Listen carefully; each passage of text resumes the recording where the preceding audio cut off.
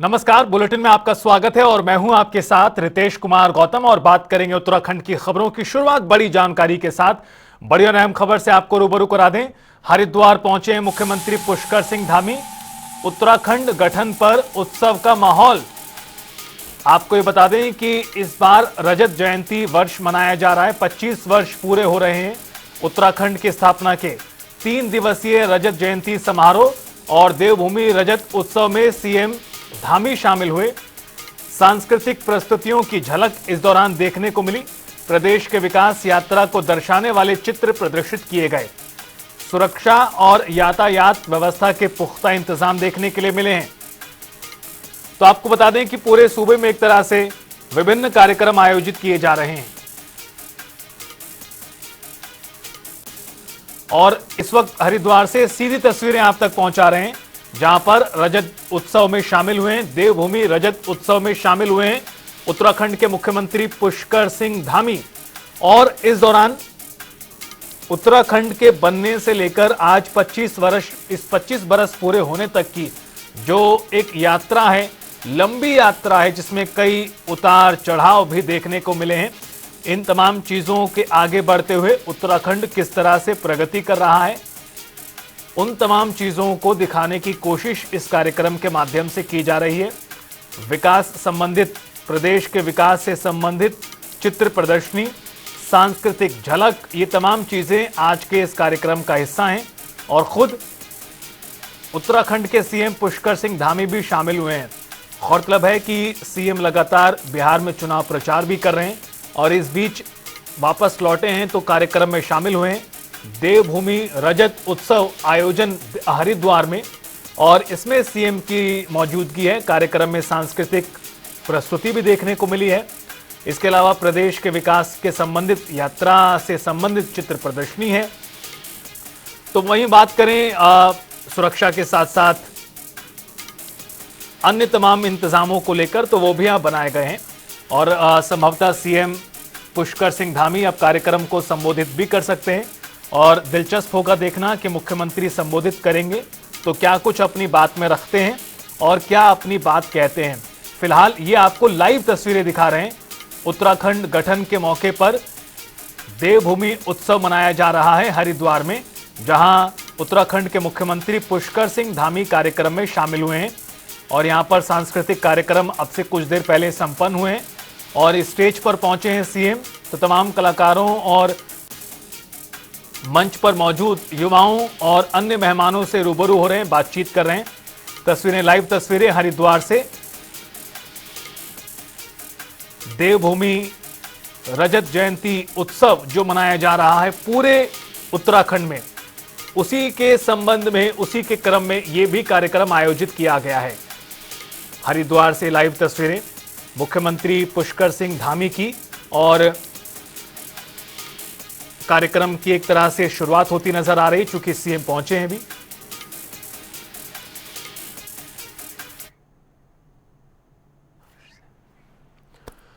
और हमारे संवाददाता हर्ष सैनी जुड़ गए हैं फोन लाइन पर हरिद्वार से इस खबर पर और ज्यादा बातचीत के लिए। हर्ष, उत्तराखंड अपना राज्य स्थापना दिवस मना रहा है। इस बार की बात और खास है चूंकि 25 बरस पूरे हो रहे हैं। हरिद्वार के कार्यक्रम को लेकर जिसमें सीएम धामी शामिल हुए हैं, क्या और जानकारी, किस तरह का एक कार्यक्रम है? फिलहाल दीप प्रज्वलन किया जा रहा है। बिल्कुल, आपको बता दें मुख्यमंत्री पुष्कर सिंह धामी हरिद्वार पहुंच चुके हैं और यहाँ पर रंगारंग कार्यक्रम, सांस्कृतिक और लोक नृत्य, जो उत्तराखंड की संस्कृति है, जो उत्तराखंड की पहचान है, वो तमाम जो कार्यक्रम होने जा रहे हैं यहाँ पर। और उत्तराखंड के मुख्यमंत्री पुष्कर सिंह धामी के साथ यहाँ पर भारतीय जनता पार्टी के जो स्थानीय पदाधिकारी हैं और कार्यकर्ता हैं, वो तमाम लोग मौजूद हैं और उनके साथ साथ स्थानीय नेता भी, यहाँ पर जो स्थानीय निवासी हैं वो भी तमाम लोग मौजूद हैं। और एसएसपी परमिंदर सिंह डोभाल और मयूर दीक्षित जो यहाँ के डीएम हैं, उनके द्वारा जिला प्रशासन पूरा सुरक्षा में लगा हुआ है और सुरक्षा के पुख्ता मौजूदा यहाँ पर जो इंतजाम है वो किए गए हैं। और आपको बता दें मुख्यमंत्री पुष्कर सिंह धामी का थोड़ी देर बाद यहाँ पर संबोधन भी होने वाला है, जहाँ पर जो तमाम जो सांस्कृतिक कार्यक्रम यहाँ पर हो रहे हैं और जो स्कूली बच्चे हैं उनके द्वारा भी यहाँ पर कार्यक्रम आयोजित किए जा रहे हैं। और इसके साथ साथ जो उत्तराखंड के जो गीतकार हैं वो भी यहाँ पर उपस्थित हैं, और जो सांस्कृतिक धुनें हैं या कहीं डीजे का जो प्रोग्राम यहाँ पर होगा, संस्कृति का, उत्तराखंड की जो पहचान है उसको बताने का यहाँ पर लगातार प्रयास किया जा रहा है। रितेश, बिल्कुल, बहुत शुक्रिया हर्ष, खबर पर जानकारी देने के लिए।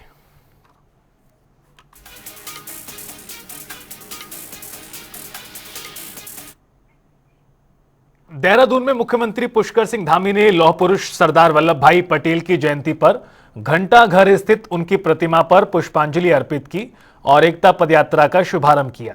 मुख्यमंत्री ने स्वदेशी अपनाने और नशा मुक्त उत्तराखंड की शपथ दिलाई। सीएम ने कहा कि सरदार पटेल के अदम्य साहस और दूरदर्शिता से ही भारत एक सशक्त राष्ट्र के रूप में स्थापित हुआ। साथ ही सीएम ने बताया कि राज्य भर में 16 नवंबर तक वॉकथॉन कार्यक्रम आयोजित किए जा रहे हैं, जिसके माध्यम से एकता, नशा मुक्ति और आत्मनिर्भर भारत का संदेश दिया जाएगा। जन्म दिवस पूरे देश के अंदर आदरणीय प्रधानमंत्री जी के नेतृत्व में 2014 के बाद राष्ट्रीय एकता दिवस के रूप में मनाया जा रहा है। और ये दिवस हम सबको स्मरण दिलाता है, सभी हमारे देशवासियों कि उन्होंने अपने समर्पण से, अद्वितीय इच्छा शक्ति से और दूरदर्शिता से भारत को एक सूत्र में पिलाने का काम किया।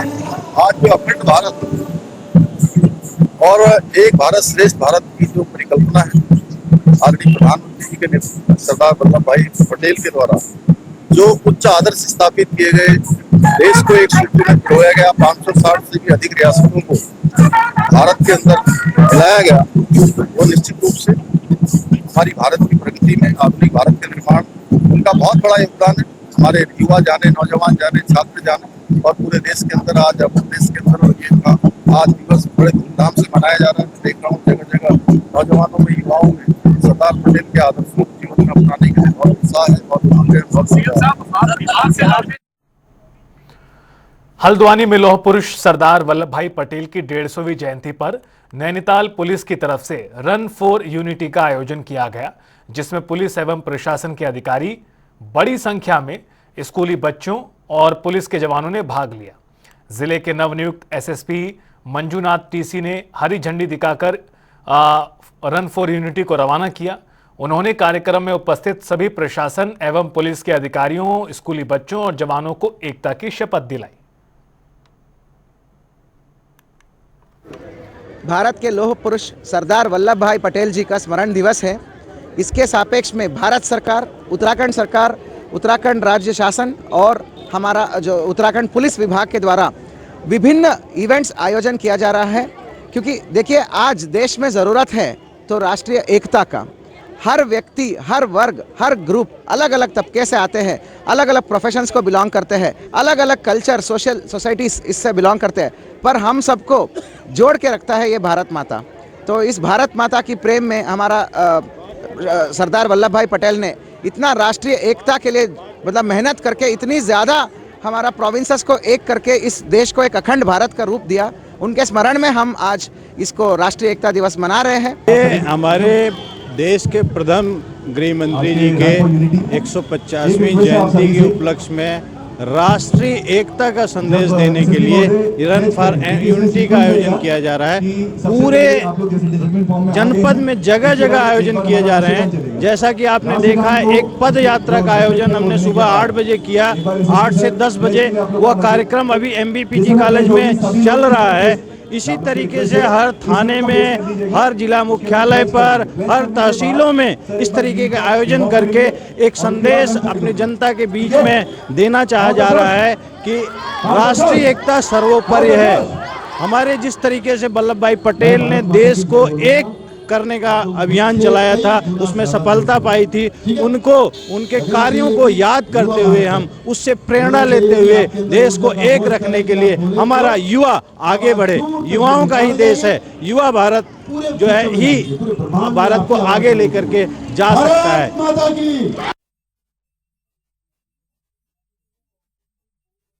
इंदिरा गांधी की पुण्यतिथि और लौह पुरुष सरदार वल्लभ भाई पटेल की जयंती पर श्रद्धांजलि सभा की। इस दौरान कार्यकर्ताओं ने झूलाघर स्थित इंदिरा गांधी की प्रतिमा पर माल्यार्पण किया। कार्यक्रम में नेताओं ने दोनों महान हस्तियों के योगदान को याद करते हुए कहा, इंदिरा गांधी और सरदार पटेल ने देश की एकता, अखंडता और आत्मनिर्भरता को नई दिशा दी। वहीं कांग्रेस नेताओं ने बीजेपी की नीतियों पर भी निशाना साधा। आज इंदिरा जी के पुण्यतिथि के अवसर पर हम सब लोग यहाँ पर इकट्ठे हुए हैं।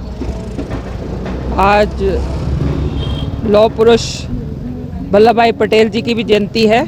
दो हस्तियों का आज यहाँ पर कार्यक्रम है, एक इंदिरा जी और एक लौह पुरुष वल्लभ भाई पटेल जी।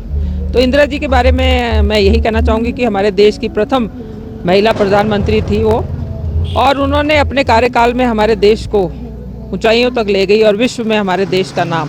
दूसरी शख्सियत जो सरदार वल्लभ भाई पटेल जी, जिनको लौह पुरुष के नाम से जाना जाता है, उनके भी आज जयंती है और आज उनकी जयंती भी यहाँ पर मनाई जा रही है, बड़ी धूमधाम से मनाई जा रही है, क्योंकि वो भी एक ऐसी हस्ती थी कि उन्होंने भी हमारे देश में उस समय 562 रियासतें थी और उन रियासतों को उन्होंने एक ही झंडे के नीचे लाया और सबको इकट्ठा किया अपने देश के लिए। उस समय देश में अंग्रेज़ों का राज था और अलग अलग रियासतों के अलग अलग राजा थे, सबको समझा बुझाकर उन्होंने सबको एकत्र किया। आप ये देखिए, आप हर मतलब जो है कोई लगाम किसी के पास नहीं है, संगठन जो है बेलगाम है, कोई हिंदू के नाम पे, कोई मुसलमान के नाम पे, कोई किसी के नाम पे, इस तरह के दंगे देश में हो रहे हैं। तो ये बहुत मतलब अपने आप में बहुत खतरनाक है। इसका जो अंत होगा, कहाँ जाके रुकेगा, ये मैं नहीं कहता, क्योंकि लोग डरे डरे हैं। पूरा जो है अल्पसंख्यक, दलित, पिछड़े सब डरे हुए हैं। इस देश में माहौल क्या है, क्या कोई बोल नहीं सकता। कोई आदमी बोलेगा तो उसको जेल भेज देंगे, उसको मरवा देंगे, कुछ भी कर सकते हैं ये लोग। आप देख रहे हैं जो इनके खिलाफ बोलता है, सरकार के खिलाफ बोलता है। कुछ अभी ऋषिकेश में देख लीजिए, शराब के खिलाफ बोला व्यापारी, इसको मार दिया चाकू से गोद के। तो ये है क्या, ये उसका रूप छोटा है, लेकिन ये धीरे धीरे इकट्ठा हो, कहाँ जाकर रुकेगा इस कुछ कह नहीं सकते।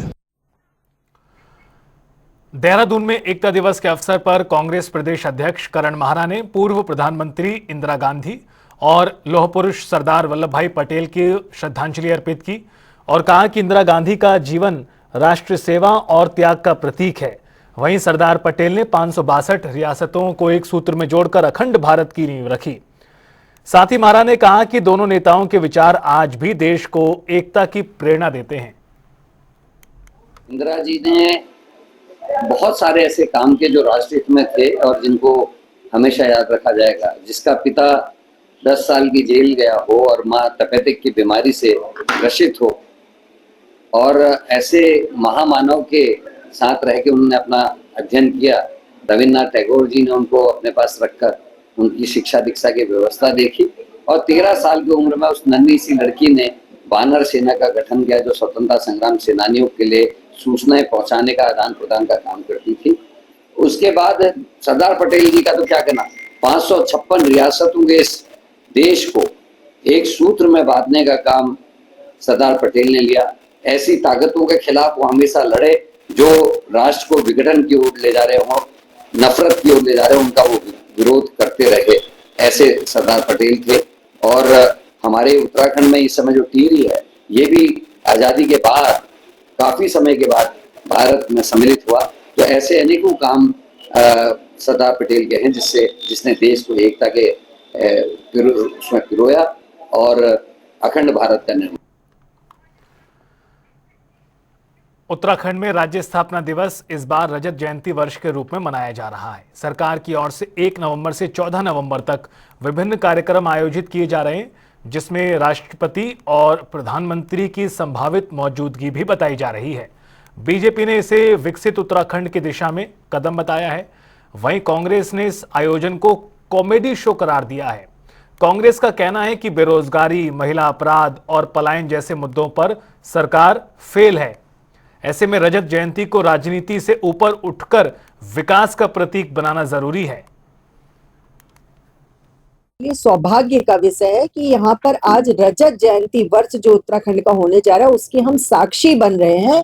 वो उत्तराखंड जो कि आंदोलन से निकला है, और उस रजत जयंती वर्ष में हम अनेकों प्रकार के कार्यक्रम कर रहे हैं। जिस प्रकार सरदार वल्लभ भाई पटेल जी की पुण्यतिथि में एकता के लिए दौड़ का जो कार्यक्रम रखा गया, रन फॉर यूनिटी, और स्वच्छता का कार्यक्रम रखा गया, संस्कृति, हमारी उत्तराखंड की संस्कृति को और बढ़ाने के लिए, देशव्यापी बनाने के लिए इसको जिस प्रकार से इगास का कार्यक्रम रखा गया है, और भी विभिन्न तरीके के सांस्कृतिक कार्यक्रम को रखा गया, उत्तराखंड की रीति नीति को बताया जा रहा है। तो ये सारी चीजें एक मिसाल पेश कर रही है कि उत्तराखंड क्या था और क्या आज उत्तराखंड में तब्दीलियां आई हैं। मिलकर जिस प्रकार से हमारे यशस्वी प्रधानमंत्री श्री नरेंद्र मोदी जी का आशीर्वाद लगातार उत्तराखंड की जनता पर है, और हमारे आदरणीय मुख्यमंत्री श्री पुष्कर सिंह धामी जी, उनके भविष्य, जो उत्तराखंड के लोगों का भविष्य संवारने में जिस प्रकार से काम कर रहे हैं, उससे साफ जाहिर होता है कि उत्तराखंड प्रगति की दिशा में आगे बढ़ रहा है। धामी सरकार ने इस रजत जयंती का माहौल और मजाक बनाकर रख दिया है। जो कार्यक्रम सरकार के द्वारा, प्रशासन के द्वारा रिलीज हुआ है कि कब कब क्या क्या होगा, पूरा एक पखवाड़ा मनाया जा रहा है। बहुत खुशी का और गौरवान्वित होने वाला पल है एक उत्तराखंडी होने के नाते हमारे लिए। लेकिन आप सोचिए, 1 नवंबर से लेकर 3 नवंबर तक कॉमेडी सर्कस चलेगा यहाँ उत्तराखंड में। कॉमेडी के कार्यक्रम रखे गए हैं। इतनी बड़ी बड़ी समस्याएं हमारे मुंह बाएं खड़ी है। पलायन की समस्या है, राष्ट्रीय सुरक्षा की समस्या है, हमारे बॉर्डर्स जो हैं दूसरे देशों से लगते हुए बॉर्डर्स हैं, गांव के गांव जो हैं वो भूतहा हो रहे हैं। मैं तो सवाल ये पूछना चाहती हूँ, 1 करोड़ 70 लाख की हमारी आबादी है। उत्तराखंड वासियों को तो, या यहाँ के युवाओं को तो कहीं किसी प्रदेश में जाने की जरूरत नहीं है, इतना काम उत्तराखंड में ही है।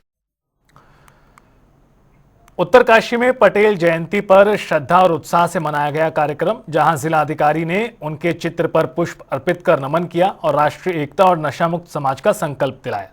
इसके बाद नगर में एकता पद यात्रा निकाली गई, जिसमें बच्चे, स्थानीय लोगों ने बढ़ चढ़कर भाग लिया और एकता, सद्भाव और देशभक्ति का संदेश दिया।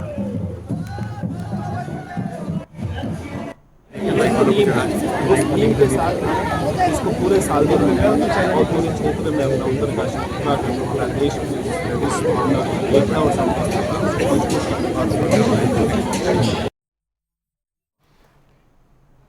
मसूरी में लौह पुरुष सरदार वल्लभ भाई पटेल की 150वीं जयंती पर राष्ट्रीय एकता दिवस धूमधाम के साथ मनाया गया।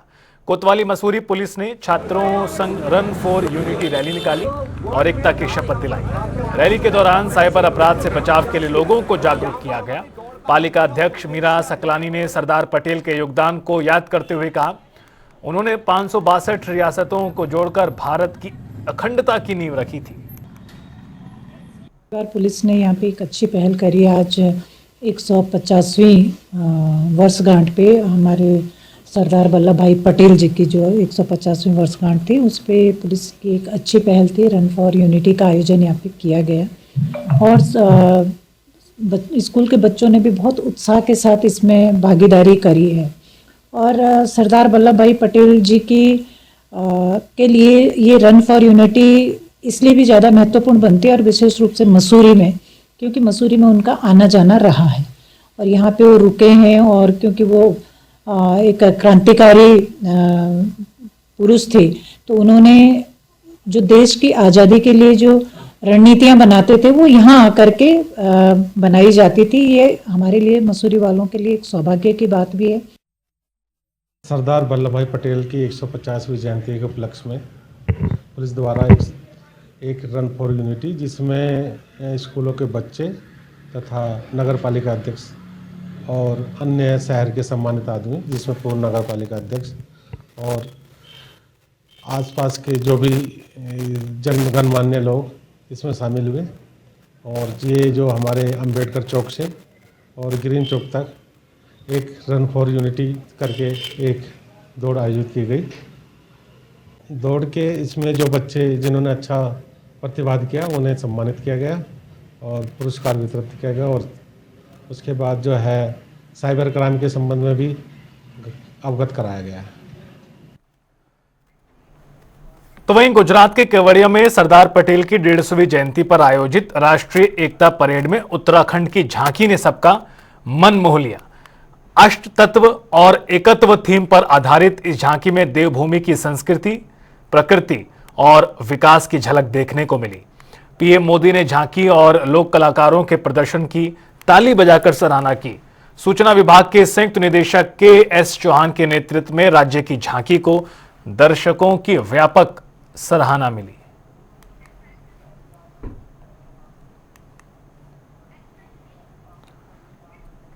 उत्तराखंड मुक्त विश्वविद्यालय के स्थापना दिवस पर हल्द्वानी पहुंचे कैबिनेट मंत्री सुबोध उनियाल ने विश्वविद्यालय के 20 वर्षों की उपलब्धियों पर बधाई दी और कहा कि यूओयू ने देश विदेश में उत्तराखंड का नाम रोशन किया है।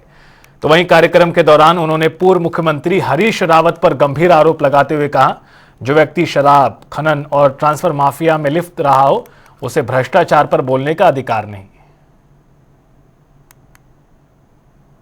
ये उत्तराखंड मुक्त विश्वविद्यालय को 20 वर्ष पूरे होने को हैं और ये फाउंडेशन डे है, उसमें मुझे आने का अवसर मिला। पहले तो बहुत बहुत बधाई है पूरे उत्तराखंड मुक्त विश्वविद्यालय से जुड़े हुए सभी विद्यार्थियों को, लेक्चरर्स को, प्रोफेसर्स को, वाइस चांसलर्स को और पूरे स्टाफ को बहुत बहुत शुभकामनाएं 20 वर्ष की सफल यात्रा की। और उत्तराखंड जो मुक्त विश्वविद्यालय है, सबसे बड़ी बात इसमें यह है कि जहां आज ये 56 देशों के लाखों विद्यार्थियों को मुफ्त में ऑनलाइन शिक्षा देने का काम कर रहा है और साथ ही साथ ये कम्युनिटी इन्वॉल्वमेंट जो खासकर रेडियो के माध्यम से इन्होंने जो अपना ऐप जो रेडियो का ऐप के रूप में इन्होंने दिया और पूरी दुनिया को से उत्तराखंड को कनेक्ट कराने का काम किया है, ये एक बहुत बड़ा उपलब्धि है और उत्तराखंड का मैं समझता हूँ सबसे ज़्यादा विद्यार्थियों को जोड़ने वाला विश्वविद्यालय है। उत्तराखंड में वैध शराब कारोबार के विरोध के नाम पर सरकार को भारी राजस्व नुकसान झेलना पड़ा है। आबकारी विभाग के अनुसार 9 जिलों में 41 दुकानें ठप होने से करीब 200 करोड़ रुपए का आबकारी और 8 करोड़ रुपए का वैट राजस्व प्रभावित हुआ। वहीं इस पर आयुक्त अनुराधा पाल ने कहा कि जनभावनाओं की आड़ में कुछ असामाजिक तत्व और तस्कर निजी हित साध रहे हैं, जिन्हें बख्शा नहीं जाएगा। विभाग ने अब तक 2505 मुकदमे दर्ज कर 45,000 लीटर से ज्यादा अवैध शराब जब्त की है। देखिए, कल से ढालवाला वाली दुकान ओपन हो गई है और उसमें मैं ये क्लियर करना चाहूँगी कि ढालवाला वाली दुकान का आज सच कोई इस इंसिडेंट से कोई लेना देना नहीं है।